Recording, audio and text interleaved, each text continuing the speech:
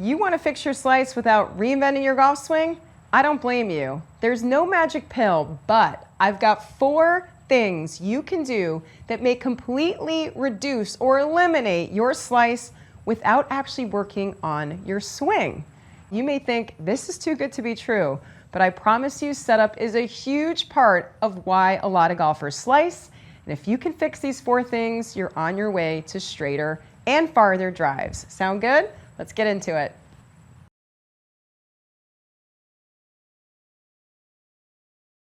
The first setup key to fixing your slice is checking your ball position. Ball position is where your ball lives in between your 2 feet. So here you can see my ball position is towards the front of my stance. This is about average for most golfers, but if you set up with the ball in the middle of your stance, you're going to hit the ball too soon in the swing circle, and that is a problem because if I catch the ball on the downswing before the club face has a chance to be square, that is banana ball city right there. That's going right before I ever have a chance to do anything about it. And even if I try my darndest, I'm only going to make it worse. So do yourself a favor and set up with your feet together in front of the golf ball so you know everything is square. Then just take your trail foot and move it out. Now you're guaranteed to have the ball in the front of your stance. Just be careful that your shoulder line is still square. In an effort to do this, sometimes golfers aim a little bit left with their shoulders. That's not great because a slice usually happens when we're swinging across the ball with an open face. So just make sure that when you have that forward ball position and you take that step out, that your shoulders are also still square, which means your shoulders are matching your feet and not left or right of your feet before you even begin. So ball position up front, shoulders square to that ball position. Check, step 1 complete. The second step I want you to check is simply your grip position. If you set up and your grip is either really strong, which is very under the grip, or really weak, which is really over the grip, and both hands can sometimes be culprits or sometimes only one, you are pre-setting yourself for either a really closed or open face before you swing. If you've got that really strong under grip, the face is going to be so closed that you'll have to keep it open to not hit it left, hence a bigger slice. If your grip is really weak, which is your hands twisted too far to the left as a right-handed golfer, even if it's just that top hand, you don't have the ability to get the club face square before you come down, and hence the face comes back really open. Even if you try to twist it late or in the downswing, it usually doesn't end well. Your best bet is to try to find a neutral grip, one that you have your hands centered, ability to hinge your wrists like this, and have equal range of motion right and left. So let's go for a neutral grip so that we can have a free release and even ability to square the face up through impact. No strong grips, no weak grips. Promise you, neutral is usually the best way to go if you want to hit it straighter. If you need to learn more about the grip, I have a great video all about how to get a neutral grip with a bunch of tricks and checkpoints, so definitely check that out. We'll put the info card here on the screen for you to click through that. The third thing I want you to do at setup, and technically in your swing, although it's not really a swing change, is take some tension out of your arms and your wrists. You got to hold the club to swing the club. But from there, soften those wrists, soften your arms, get your body nice and supple, ready, athletic to move.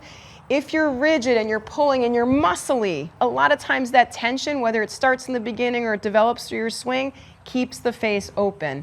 Try to swing at 60 or 70% effort, and at setup, get a tension level in your arms and hands that feels very low. On a scale of 1 to 10, maybe like a 3 or a 4 with how your arms are hanging. From there, swing smooth at that 60% effort and stay in balance. Perfecto. The fourth and final setup fundamental is your spacing. Check your stance width and your distance to the golf ball. Too wide, it's going to be really hard to shift your weight, and a lot of times that creates tension and leaves the club face open. Also, if you're too narrow, you might get really steep and chop down, which is another not really great impact position for a long club like driver. Also, your spacing. When you stand, make sure you're not too close or too far. This is relative to your posture and your stance width, but when you bow down and your arms are hanging, that's where you want to grip the club. So if you're really too far or you're too crowded and close or low and crammed in here, this can present a problem because you're either going to seek space, which keeps the club face open when we pull in like this, or in an effort to reach for a ball that's too far away, you might come more over the top and truly then come across the ball just because of your distance to the golf ball.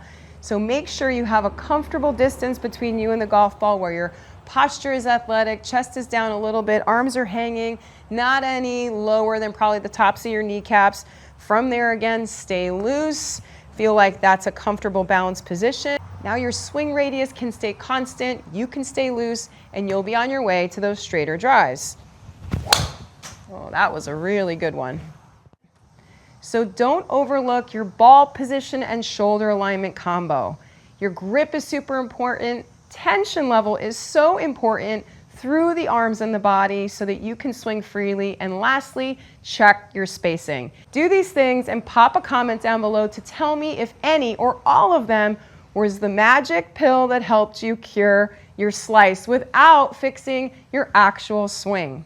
When we set a framework for swinging that's neutral, balanced, and square, we have a great opportunity to make better motion and present that club face square without manipulation. That's a true swing.